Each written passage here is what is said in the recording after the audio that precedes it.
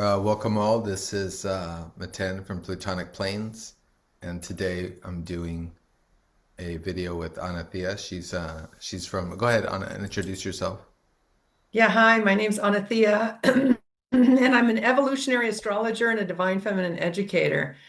And Maten and I have done a video before, and we really enjoy contemplating the current astrological influences. So we really just want to share it all with you.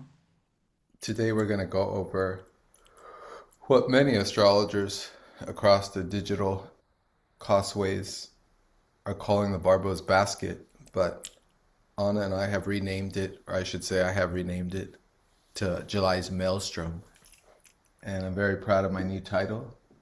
And the moon is in Scorpio, 6 degrees as we do this. Wow. So we better be nice to each other because, females I and know. males during moon in Scorpio, not so good. It's on my ascendant, and that means it's on my ascendant. It's on my descendant. Okay, so let's start with the chart. Which chart should we start with? Should we do a general first?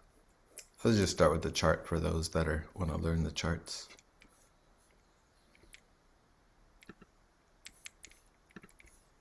Okay, so this is the chart. Don't let the overly complex Virgo nuances I've Mm. added distract you. I decided to add the trans-Neptunian planets, which you guys can ignore. The symbols are only going to be of the major 9 planets anyway. And I also added some asteroids. Can you see this well? Yeah. Okay. So this is the chart for July 19th. This is the date that was given by, is his name Barbault? Yeah, I guess that's how you pronounce it. Barbault, you know? So this is the French astrologer named André Barbault, and he was discussing the 5 planets that will lock into a geometric pattern. And he was calling it a basket, as if we were skimming through the woods, like Redwood Riding Hood for a picnic or something, as if it's going to be this grand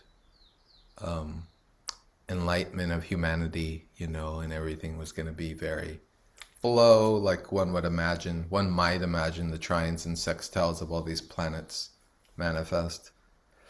I don't know if I can purchase that and make a good investment on that, a good return on such a forecast. But Anna and I will go through it. And what the basket means, or was presented as by Barbault, if I'm understanding it correctly, and correct me if I'm wrong, Anna, Hmm. is Saturn too, but Neptune mostly, Uranus, Jupiter, and Pluto. Where's Pluto hiding? It's opposite. It's opposing. Oh, So right there. yeah, yeah, and I that's why I don't agree with the basket either. I like your whirlwind maelstrom, um, because it's flushing out the old and it's really, bringing in the new, So, um, sorry about that. Jeez. But it's Pluto. It's Pluto, Neptune, and Uranus. That's the basket. But even though you have all these asteroids, it looks like it's heavy over on the left, but it's really top heavy in your chart. That's where the basket is. And then the handle to the basket is Jupiter, but really it's not. It's the moon. So that's why I like your idea of the maelstrom instead. Because and remember when we talked last time, it was really Neptune is the pointer of this evolutionary force that's moving in exactitude on July 19th, prior to it and after it at 4 degrees with Pluto, Neptune, and Uranus. And the pointer is Neptune. So all of these outer planets are basically saying, I like to say it's an overwhelming evolutionary pressure that's being put on us, you know? It's a I'd very love. rare configuration to have them, but it's a slow one too. These planets do not move. This is not like the moon. they are going to stay there, but they're in exactitude. And the dates that they're in exactitude is July 7th through July 31st. Now, I didn't look further whether, whether they come out of that and go back in, but I know that that's when they're all three of those outer planets are at 4 degrees. Is this like a peer pressure to utter us into some rave in the middle of the night where everything will flow into all these like weird games and drugs and I humanity hope will be not. I hope drugged not. No, and I then hope. wake up wake up in the underworld? No, I Oh. feel like it's, we are here on planet Earth or in this dimension in our evolutionary suits, and evolution is a slow process. But with these three planets, these outer planets, these transpersonal planets, we're in our evolutionary suits and we're being pressurized to move, to expand, from our own personal me, mine, my life, my misery, my relationships, my this, to a collective. We're all in this together, and one of the things when we were reading that article and looking at the image that it was creating was about, helping the lower echelon of the collective or of society elevating.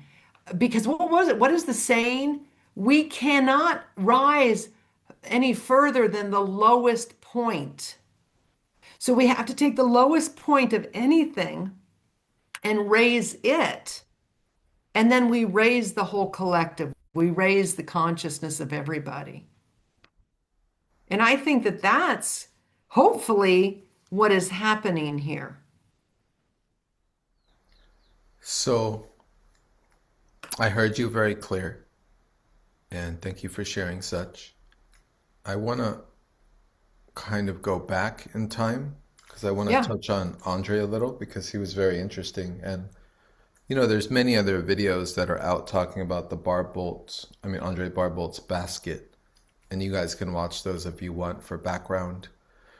We're skipping ahead a little, but I will note that he apparently did predict the Pluto Saturn conjunction that elicited the whole COVID-19 of 2020. And he died 3 months prior. And there was a contrast, I guess, he was making between the dark night of the soul of that 2020-21 and the present time period. Now, as I see it, the 2020-21 was like a dip in the waters of our most darkest nightmares as humanity. And because the result of the experiment of 2020 was to subject humanity to the trap of their own minds. In other words, making the natural world uncomfortable to be in. Hmm. The visible social world uncomfortable to connect in. The experiment was to induce humanity into a digital trance so that everything was related through screens, through blue screens, right? Through the radiation, through this invisible arcing terraformed web that they've created. Because that was the experiment, they dipped us into it and they pulled us out. And we said, okay, we're back. We're back in the real, at least our version of the real. And we can live our life again, at least as organic humans. But they never turned off the web. And instead, from that time period, they've been developing it to a point where it may be turned on in July. And so I see it a little differently. He was very hopeful, it sounded like, for this period, especially making that contrast with 2020. However, we're looking at this basket or this maelstrom as sextiles and trines from all the outer planets, right? Including Hmm. even Saturn and Jupiter. Saturn, which creates the boundary between the visible and invisible worlds. And Jupiter, which is the beneficent, which is almost a sun in itself, entering at a time period where it enters into Leo, which is the heart of humanity and also the heart of true leadership, the representation of leadership energy. And right after this occurs in July, we have the eclipses in August, which are always symbolic in mundane astrology of eclipsing of leaders, or the ending of leaders, or who we thought were leaders, or another way of saying it is the powers that were. And on July 19th, the moon will be in Libra, and we see that in this chart. And all the planets are there, all the outer planets are there speaking to each other. Now in mundane astrology, the moon represents the people. And so the moon, having just entered into Libra, is concerned with everybody else. It's humanity being concerned with each other. Okay, where are we right now? What just happened? Where did we just get transported to? What's going on here? And these are the questions that are going to come up in humanity as we look at this chart. We also see moon opposing Neptune. Neptune creates in its highest expression vision and mystical, breakthrough. And in its lowest frequency, it stands for delusion, unable to see behind the veil, only intuit what's behind the veil. And so humanity is very confused in this image here with that opposition. And that opposition, because that Neptune is connecting, the whole Maelstrom to Pluto by exact sextile, and that's over here, and then connecting to Uranus by exact sextile, and also relating to Jupiter, which is 4 degrees, which is in Leo now, so an exact trine. It seems that, as you had said before we got on, Neptune is, and even, incidentally, this chart that I created, and I just made up the time intuitively, and look at the chart. Neptune's on top of the chart in the 10th house on the midheaven. Mm-hmm. And this is 4:59 a.m. in the morning on July 19th, and this is a Washington D.C. chart because I'm just looking at it from the perspective of mundane astrology, so the United States. And there it is. Neptune's on the top of the chart. So that's the world stage. That is a murky, amorphous, fogged up presentation of reality. That's not reality. That's a surreality. We're not seeing what's happening. There are all kinds of, when you see Neptune, when you see the outer planets interacting, what we experience is not Saturnian reality. What we experience is edits in our spatial and temporal field of perception. What we experience is time dilation, time being expanded or time being reduced. What we experience is almost like an amnesic state, where something has happened and we've lost time. Like what just happened? Like I missed it, or what did they say, or how could it? It's a whole setup for a mass movie to play for humanity that doesn't make sense. And there's so many things happening, as you were saying on this particular day. You said it's supposed to be the World Cup, right? The final game of the final soccer game. Right. Right. And what is that? I mean, what's a soccer game? What are sports? Well, they're geometric configurations in themselves. All sporting events, all where they occur, are geometric shapes inducing energy from everywhere to focus on that center point. Well, and the ball itself is like, I don't know if it's an octagon, hectagon. It's a geometric figure, the way they sew it together, with the different, right? Well, even further than that, let's take it a step further. The soccer balls are no longer soccer balls. They're digital compositions of cameras inside the ball. So they can capture any image, the ball being kicked, where it gets kicked to. In fact, it's even, I think, electromagnetically set up so that the ball, when they kick the ball, it might not go in the direction they want it to. What? Are It you might serious? even, yeah, no, you could look this up. It might even be to the extent that it's a remote control ball that's being utilized. Because remember, this is not sports. This is entertainment. This is Well, I enter think into the what it attention. could also be, like during the gladiator days or the big stadiums, it's collective energy focused in a way that some people are using it unbeknownst to the participants. That energy is being used consciously to accomplish either good or bad, you know? Well, it's all feeding the players, of course, too. Yes, All the focus, all the geometric configuration centers all the energy in right. in the circles or squares, whatever it is, the field, with all the people around, focusing their energy there, amplifying and nuancing the efforts and the energy of the players.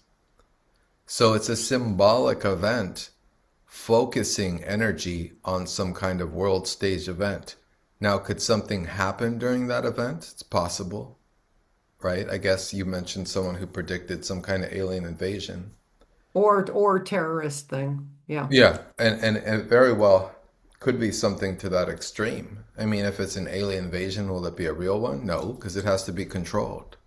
So it'd be something like a Project Bluebeam or something likely, you Can know. you explain what that is again? Because you mentioned that Yeah, earlier. Project Bluebeam was something that was discovered by a researcher about 20 years ago, and who I think he's no longer alive. And it's it's the fact that they have enough back engineered holographic technology, and we certainly live in some type of holographic reality. I mean, the book, The Holographic Reality, made that very clear.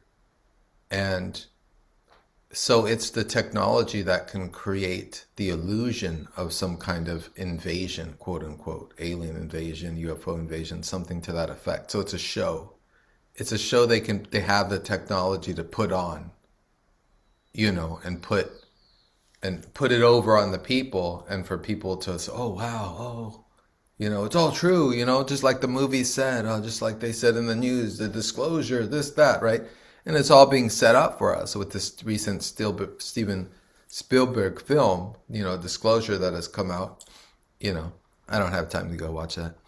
And, but even more importantly, in August, just after this, I think they're doing a remake of or a movie of the Odyssey, of Homer's Odyssey. Hmm. Now that's fascinating because that's more modeling the hero's journey. And what's fascinating to me is that all this AI technology is an attempt to convince humanity that they don't need to have their hero's journey anymore. That instead of humanity having to fight the demons of themselves or of night or day, that AI will take care of it for them, and they don't have to do their journey. They don't have to do their circle, their process, their south node and north node journeys of destiny. It's reclaiming and attempting to redirect the fate of what it is to be human by creating this illusion of ease and excuse R- and Right, and the right. And, and, double will do and everything for you. shortcuts, like our society has, alcohol down every corner. Just our whole lifestyle is built around checking out, like not numbing out, not feeling, not, just taking the easy way out. But what came up when you were talking about this, like the disillusionment or the ability to project what's happening in, let's say, an alien invasion. But the beauty of it, what I got was we got tested in 2020 with the reality, like seeing how much we could have something happen and it disempower us. And many people questioned it. And now this is like round two, but there's been multiple rounds really. But this is like another go round to see if they can pull the wood over our face. And so it's the disillusionment or it's the falsity, but it's almost like us then evolving and pulling the curtain back and seeing the real Oz. Am I making sense? Yeah, keep going. So it's a graduation, hopefully, that we won't be hoodwinked and that we will actually see beyond the illusion. And that's our own personal evolutionary process. Like not, oh, bowing down to the authorities and being, oh, okay, like stepping into fear because of whatever they may say, um, you know, the reality that they're portraying for us, that we're supposed to be in a state of fear, whatever it could be on July 19th or around that time. And that we literally then, as a species, the majority of us just don't buy into it. We don't buy into the illusion that was created. Does that make sense? Yeah, I love that. And so, if that's true, then the Let's question. hope that that's true. Keep our And fingers crossed. no, I mean, I think it cannot be anything but true because the level of intensity of what's going to be presented on the world stage will probably eclipse people's old minds, and they'll be kind of woken up into this new awareness, irregardless. Now, whether they can subsist with this new recognition and awareness, that's up to the individual. I mean, I'm sure some can go mad. I mean, you know what I mean? Like, it Well, could it be could too go much, the other way around too. It could right? be literally the people that are putting on the show, the illusionary show, are realizing they can't get away with it like they used to. There's no one that can get away with anything anymore. I mean, the ball is truly being set up so that no one's in control or perceivably in control. Even the controllers are no longer in control. Yeah, that exactly. But I think that in itself is a chaotic realization as well. That's even a realization for those of us who have gotten used to calling it the powers that be, now have to rephrase it as the powers that were. Because there are other forces that are redirecting the destiny of humanity. I mean, it's always seemed like there's competing forces attempting to direct the fate of humanity. And that has come to us in many different metaphors and ways by spiritual leaders like Steiner. Steiner said it was a battle between the Luciferian forces and the Ahrimanic forces. The Ahrimanic forces being the more robotic and the Luciferian forces being more lust-driven. Hmm. And and then of course the spiritual impulse of man himself apart from the two. So like a triad. And so it's like a tug of war in a way. But there's a deeper level of this that I mean, there's just so much here. There's so much layered here. But what you brought up, Anna, was, because what I brought up was that it's going to be a big show. And then you said, but we're going to realize it's a show. And then so the next level of it is it too late? In other words, are we just passive observers of one show following another show? And the reason why I say that, because sextiles and trines are like slides in a playground. Once you get on the slide, once the sextile and trine hits, the energy flows. So we all talk as astrologers about how, oh, trines are easy, sextiles are, if you're aware of them, you can initiate them, but you can't stop them, right? Whereas with squares and oppositions and conjunctions, conjunction is a force that builds relative to the planets, because those are two planets together becoming one. So that's a whole nother thing. And then oppositions are someone gets in your way, right? So there's a fight, there's a battle, or there's an agreement, or there's a counter argument. There's four doors of transaction, or So it's a slow process. The same with the square. The square is an inner tension that's trying to get resolved. But when it's a sextile or trine, the energy is just automatic. All you can do is watch it happen. If you I can love that. sustain Yeah, the yeah. observation. So the scary part here in this month is that whatever we're setting into motion right now in our individual lives as well as our collective lives, whatever we're working on right now, as I've talked to everyone on my channel and said, there's this happening, there's that happening, but just go back to your Aries Vortex vision. What's your vision? What are you creating? What's your Neptunian vision? And I say that because your Aries vision is going to be charged and released at this point. Everything that's been being charged from the Aries Vortex is going to be turned on on this day, July 19th. And that's what's occurring. Your own personal Aries Vortex vision is going to be put online. So explain that to people so they know. That's where Neptune and Saturn came together on February the 20th at 0 degrees Aries. That's correct. And where specifically is that in your chart? It's the very beginning of the zodiac, 0 degrees Aries. So you'd have to know where exactly that is. It's so funny because where it is in my chart is in the fifth house, which the fifth house is the house of, Leo, and the house of purpose and even children. And I have felt you and I talked about this, and I have felt a little bit like lost, like what's the use, I don't want to, like, it's like climbing Mount Everest since 2020, people aren't going to change. And But it feels like that too. It feels like we're in like a molasses state because Saturn was, right. and so it's not till Saturn leaves Aries that the vortex will be clear and the vision will be clear to go forward, Yeah. relative to other planet interactions. So what I feel like mostly the biggest thing that I can do right now is just hold a space of how do I put it? That because I'm always a person that's kind of active, doing things and wanting to improve, North Node, Virgo, wanting to make things better. Pluto there too, through transformation, powerful transformation.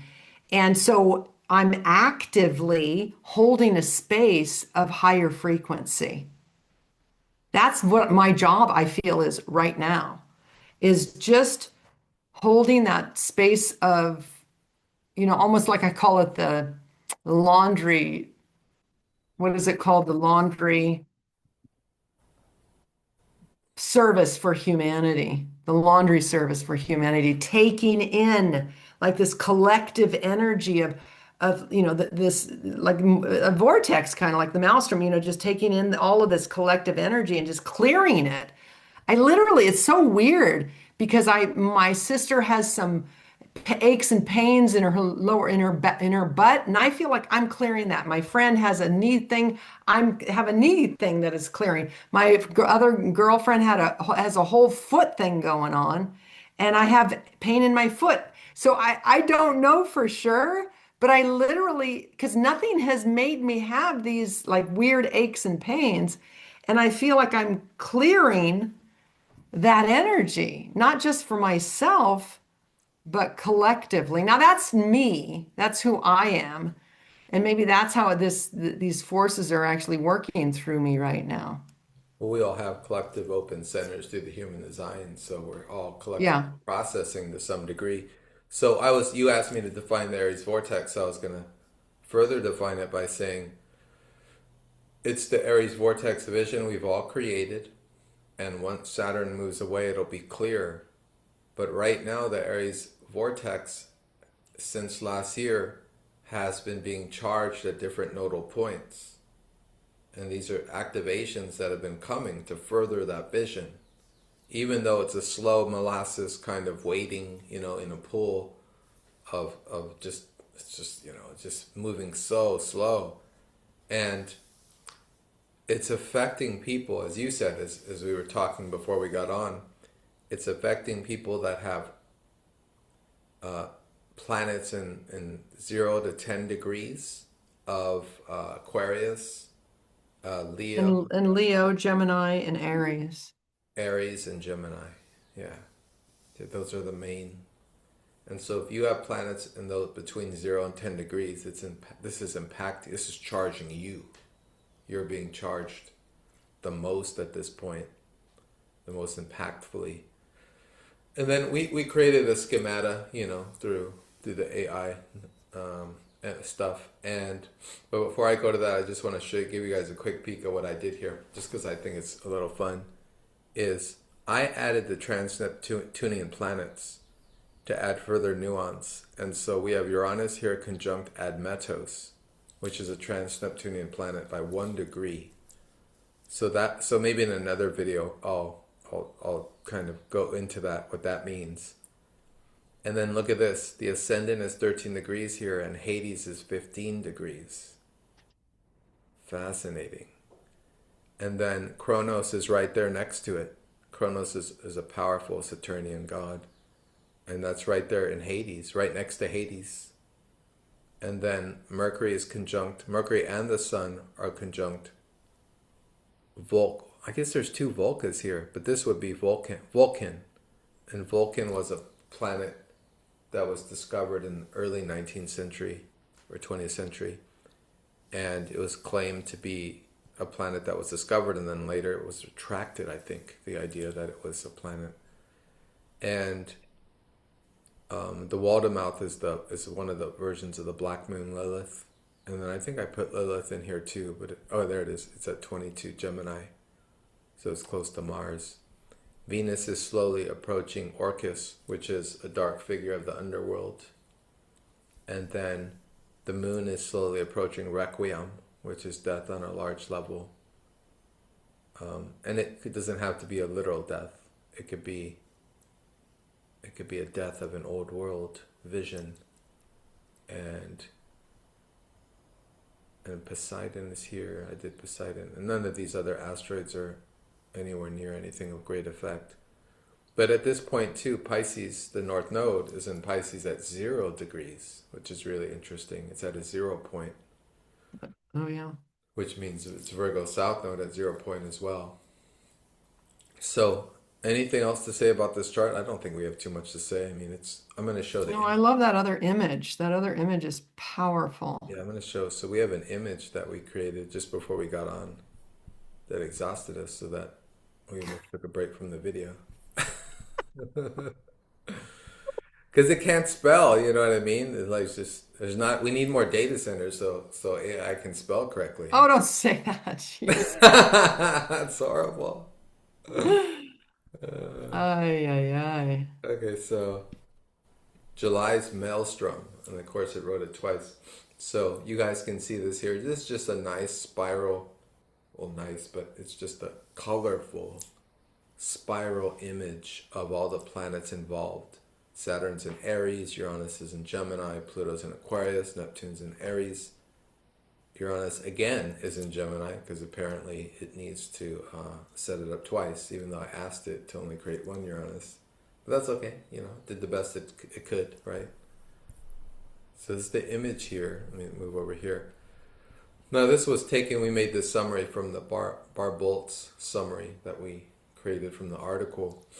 And so this is really what it is. It's like all these outer planets locked at 4 degrees. That's Jupiter, Pluto, Neptune, and Uranus. That's really intense. That 4 degrees is really interesting to look at in terms of meaning. You know what I mean? As far as numerology, 4 is building something, energy to build. And it says global relaunch window, major societal reorganization, human choice required. And then it says something about a shift, offset of the solar system, central mass, driving the middle. So what it is that there's a pull. And what's interesting, it's all those outer planets, and then you've got Jupiter, which you can fit, I don't know, 1,000, 1,400, whatever, Earths inside Jupiter.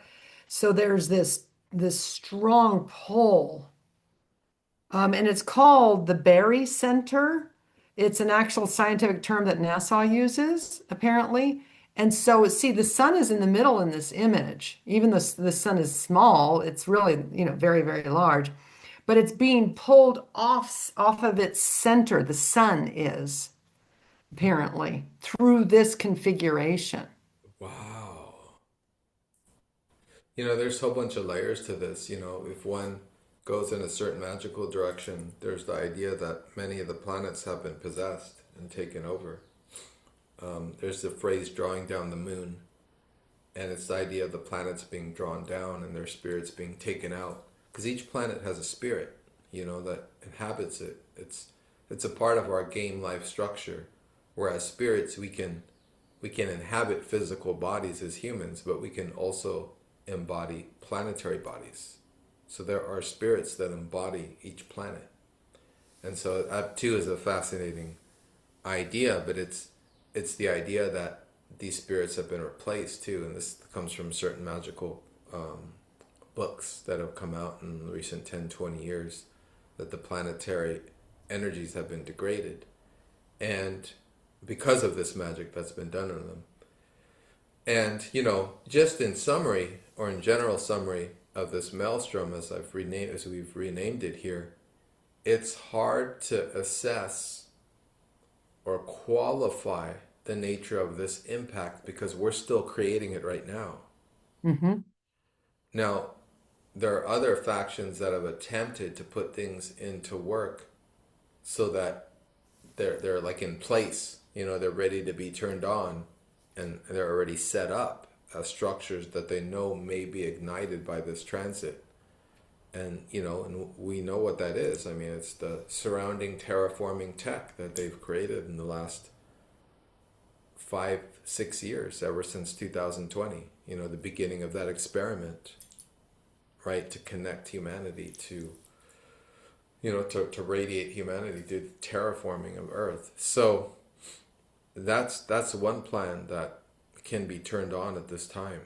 The other plan, of course, is our plan as humans and the human heart being turned on. The heart vortex, because the heart is a vortex. And that's being turned on because Jupiter's in Leo.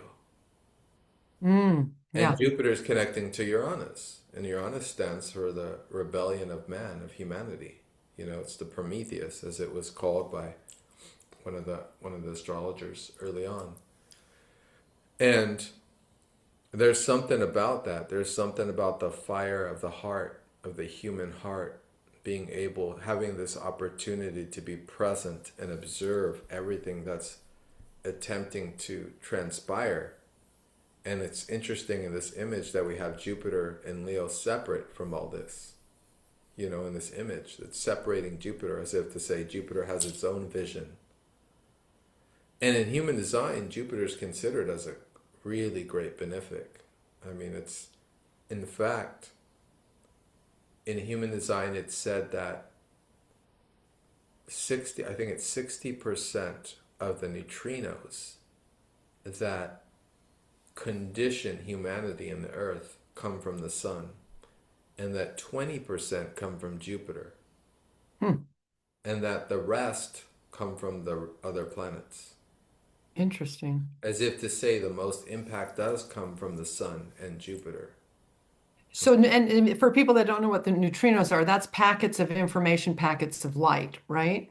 That come from the stars, that come from Yeah. Yeah. So it's supernovas, and yeah. right. Great So, stuff. I really do like would you be willing to show that other image too, for us to walk through that image? Because that image is one that includes the whole journey of 2020, February 20th, and then now where we're at going forward. What image? The image that I sent you, that we first started with. Was it a variation of this? Oh, the first one you sent me. Yeah, yeah. Okay, let Because me see. I'd like to look at that and kind of get a little dialogue on that. But before we get out of this one, look at the five-pointed star that's created. Yeah, I Now was gonna say, did yeah, notice that. and the five-pointed star is the human body. Um, so we really are going through an evolutionary process. And it's so funny because, I was listening to something on YouTube the other day and it's like, oh yeah, we're in this phase of, you know, we're all talking about how we're in this big change. And and then I just thought, okay, so maybe actually, I'm always doing the think opposite rule. Whatever the collective says, just think opposite. And there was this, can't even bring words to it, but we're always in change. We're always in motion. We're always in flux. We're always dynamic and forces coming on us and through us and about us. And, so it was almost like, okay, okay, okay. And just be here now and enjoy the glorious ride that you're in. And, that's kind of where I'm at right now too. It is just, yeah, we're in change, but we're always in change, you know? I'm gonna stop share so I can share that other video. I think that's Okay. beautifully said. I think that's all that needs to be said in a way because as long as we're doing our best to be embodied and Yes. being to the Yeah. And highest not checking frequency we out, can, not checking out. or just being conscious when we check out and come back in, 'cause Yeah. we can't, a lot of us can't help checking out right now because if you have significant planets, in Aries or Aquarius, or Leo, I mean, you're going to be checking out because the impact of Neptune and Uranus, and those planets like passing through your consciousness, you're going to be here, you're going to be there. You know what I mean? Like it's powerful, but it's impacting us. I mean, Mario, I did a video with Mario the other day, and he was saying that I guess it was during the last new moon. He said that that new moon in Gemini, with Uranus there, he said that there was incidents that occurred of people just like leaving their bodies. Like I guess this woman was doing some kind of jump, and it was like what do you call it when you have a jump but you're hooked onto something? So like you can A bungee jump, something like that, a bungee jump, yeah. and the guys who were supposed to connect her backpack to it, they forgot to do it, Oh, and she basically jumped thousands and thousands of feet to her death.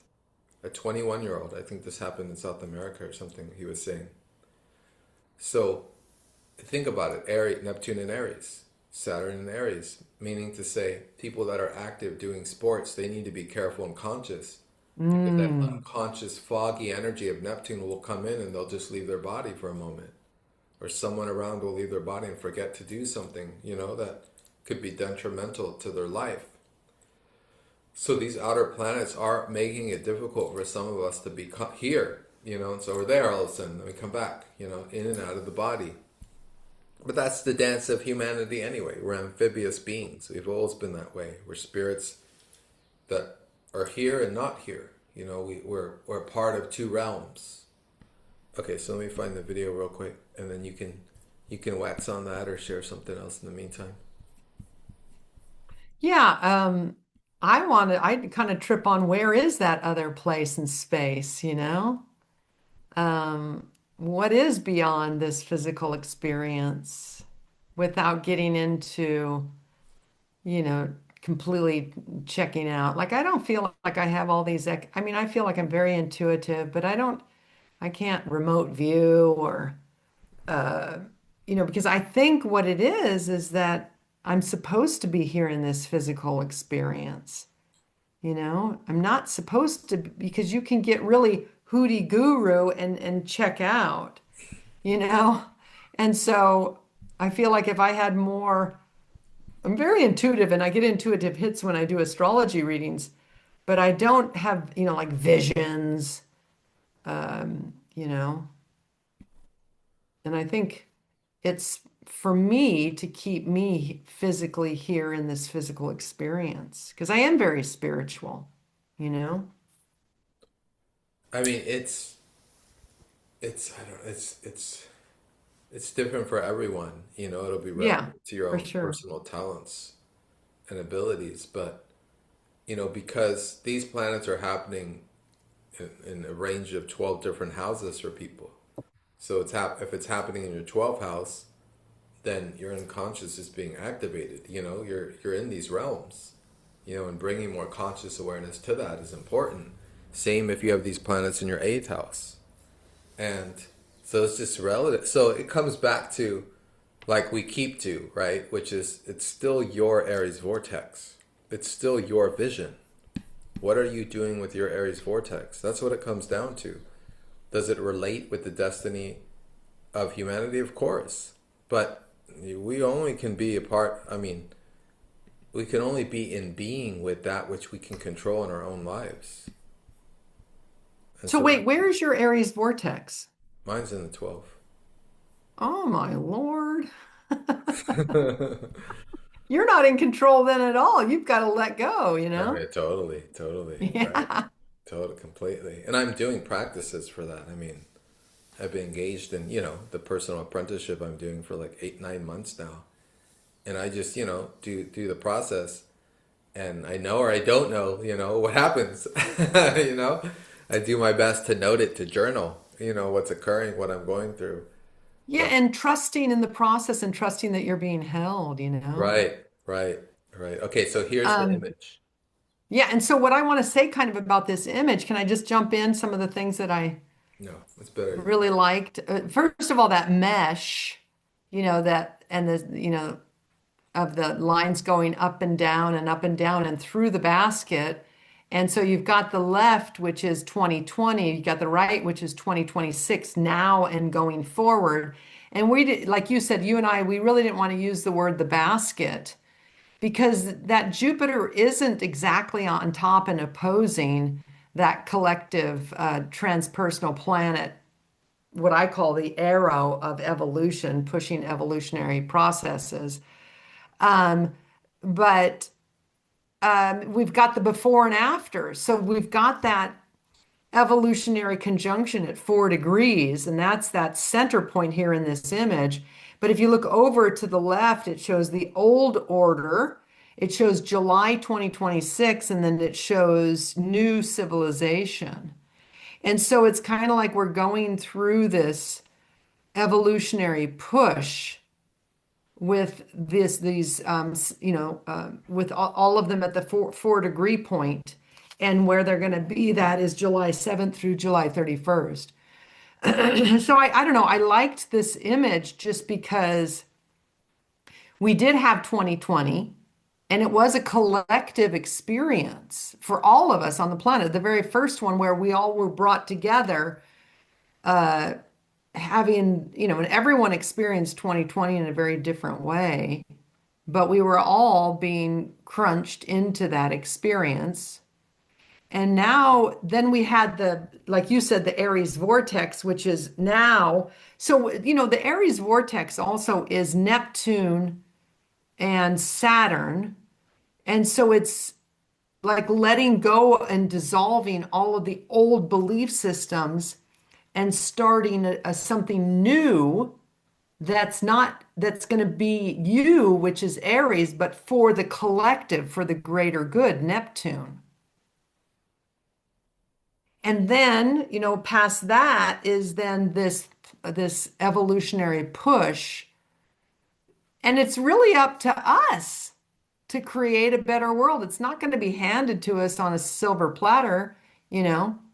We have to create it. We have to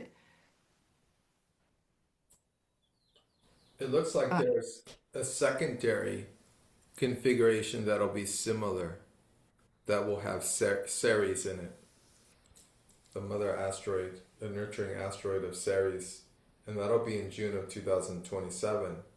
So, as you say that, this is just, and we've already said this, that this is a process. It's a multi-year shift, threshold, and maelstrom of change and transformation. Mhm. So it's not just the most impactful events of this year are the Aries Vortex, February 17th, and this July Maelstrom on July 19th. But this will move into next year, and another significant amplification point will be on sometime in June of 2027.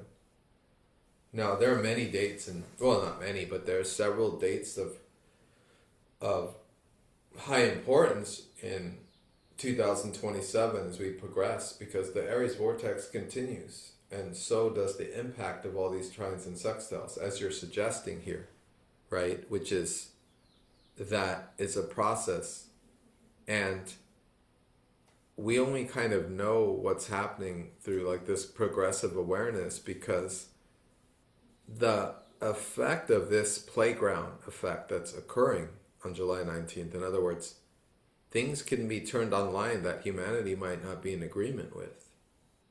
And so, as you kind of are noting, we also, as we have one eye looking within for our own Aries Vortex vision, we have one eye peering without and seeing what the larger collective vision of humanity is that we're creating, and taking responsibility for our own input by how we direct our energy in what we're willing to support and not support.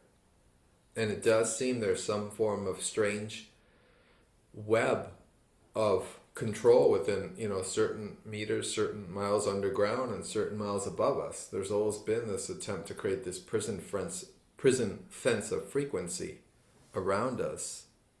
And, the question also is, do we want that? Is that Well, that the beauty of that 0 point that you call it, the Aries vortex, Neptune, Saturn. I mean, look at the very bottom here, down. It says technology and spirituality, bottom right, Yeah. diverse global communities. So, Aries is a warrior. Aries is a survivor.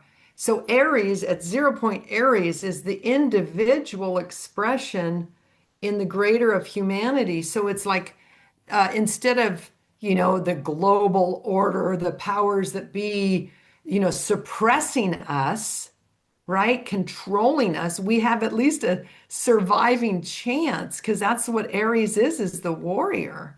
That we're diversifying, that we're decentralizing, that we're like creating more local communities, and really becoming sovereign. It's a process of, which is kind of it's a kind of an oxymoron or a paradox. Here we all order from Amazon, and yet there's this need for us to get away from, quote unquote, the man, get away from, free ourselves from our dependence upon the various systems, the medical system that isn't about health, or, how are we going to get it free from the financial system? So it's a tug and a pull of, we still need each other. We still are, we are the system. We are part of that system. I mean, the separation's inevitable, because many of us are not going to want to be a part of this, because that playground's going to turn into, 15-minute city is what it appears. And with this kind of turning on through sextiles and trines, there's no fight here. There's no fight in these aspects. It's more complacent. It's more like, okay, we're just flowing into the next thing. It's more complacency and almost escapism, because these sextiles and trines are just flowing in. So I think it depends, one way of looking at it is, depends on who's holding these energetic, who's holding the grammar for the verbs that'll be activated in these planetary configurations. In other words, is humanity holding strong to, has it created a strong enough vision for Aries, the warrior, for Neptune in Aries to enact that warrior vision, that new vision, that pioneering individualist vision of humanity? I would say yes, because we also have, as human design notes, the right angle cross of planning coming to an end on February 14th of next year, 2027, and initiating the right angle cross of the sleeping phoenix, which is all about individualism. Wow. And then we have, of course, two outer planets in Aries. So not just the lone warrior of Saturn, which will guide our way, but also Neptune and Aries creating the new vision for humanity. Now this is all connected, so it's like again, it's whose vision? Is it the vision of a panopticon, controlled, surveilled, digital, technological, systemic environment for humanity? Or is it Saturn Aries, the destruction of that, or Pluto and Aquarius, the destruction of that technology? Because it is Pluto and Aquarius, but Pluto and Aquarius can be seen in two ways. Aquarius stands for what's new, what's technically vibrant, but it also stands for man. The symbol is the water bearer, right? So is it the destruction of the the lone eccentric, right? The lone hermit, the wizard.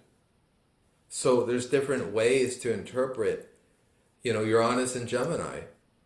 That's the human mind being, exploded, right? I mean, that's rational awareness being completely destroyed and a new type of lateral awareness really being born or highlighted or expanded upon. And that sounds positive because that does relate to also the transmutation of gate 55 through the human design lens, which turns on the solar plexus as an awareness center, shifting the focus and the strength of the human mind to emotional awareness. So there are processes occurring that are supporting a positive vision for humans awakening on different levels of frequency and overcoming the perhaps possible negative slant or shadow that these trines and sextiles with these outer planets can represent. So from now until February 14th of next year, we're going to see this. We're going to see how this develops. We're going to observe, right? We're going to have some... It's interesting that it's on Valentine's Day. I know. It is very interesting.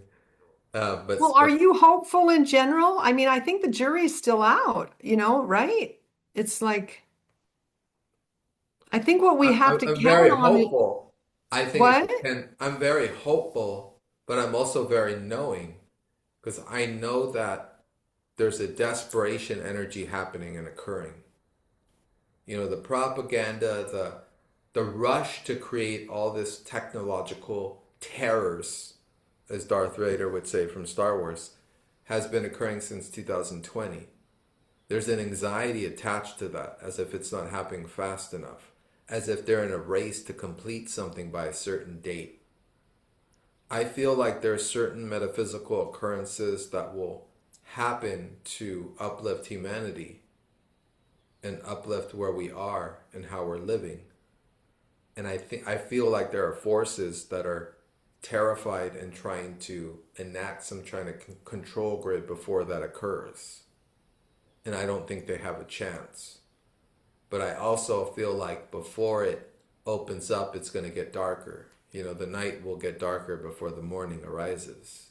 Right. For the dawn of a new day kind of awakens us. So I do see this as a narrative structure unfolding in space and time, with moments where we will, especially with Uranus and Gemini, achieve some precognitive awareness of an understanding that amplifies our abilities to perceive in simultaneous time, in absence of temporal and spatial coordinates and control grids. Because there's something here about humanity being able to transcend the normal patterns. Because like the Dead Can Dance song says, one of my favorite Dead Can Dance songs. Let's see if I can remember it in the middle of this video. Remember its title. I don't think it's Ulysses. No, it's not Ulysses. It's another song. But it says something about our chaos as humans, our chaos in motion. And before that, it talks about us being trapped in the prison of time, in the ordinance of time. Because essentially what it is to be human, it is to have an experience in time. So there's something about our need as amphibious beings to explore and be able to also get outside of time. Okay, so I want to say, I just got an intuitive hit on this. So this is basically our training wheels like Saturn and Neptune were in conjunction, and when this transpersonal, the transpersonal planets are exactly at 4 degrees, around July 19th. Saturn is 10 degrees away, and just saying, okay, I'm giving you guys some training wheels, to transcend time and space. You get to go out there to this greater transpersonal expanded awareness, but I'm right there by your side. I'm a little bit away from the whole gig.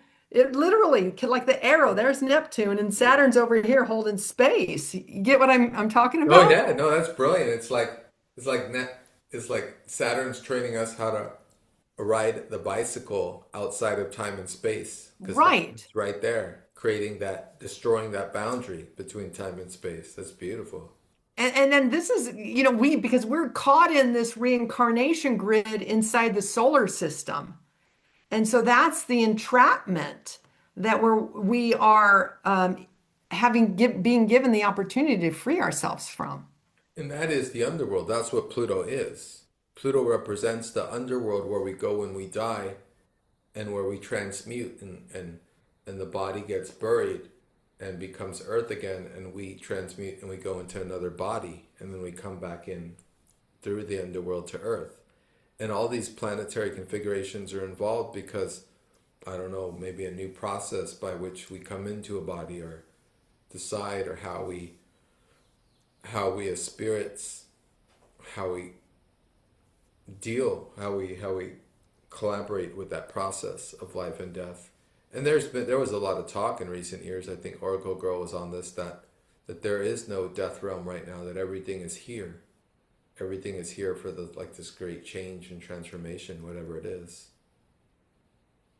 So it's just so many ideas here, because so many processes that create and negotiate human consciousness are all working together. I don't think we really know what it's all creating. I think you and I speculating this, by literally interpreting some of these planetary configurations is real powerful. The Saturn training wheel analogy is great because it's like Saturn's leading us along slowly, but it's like Saturn is the boundary of third density reality, is like bringing us to this, other realm. It's bringing This us to other this other. awareness, yeah, this higher realm, this expanded knowing, you know? And so we want to make sure that we're not being led into the wrong place, right? The false expansion. Because there's so much propaganda on this false expansion. Oh, humans are ascending.